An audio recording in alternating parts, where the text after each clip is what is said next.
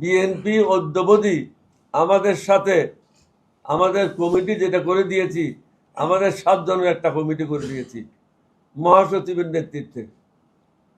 এই 7 জনের কমিটির সাথে বিএনপি একবারও বসে নাই।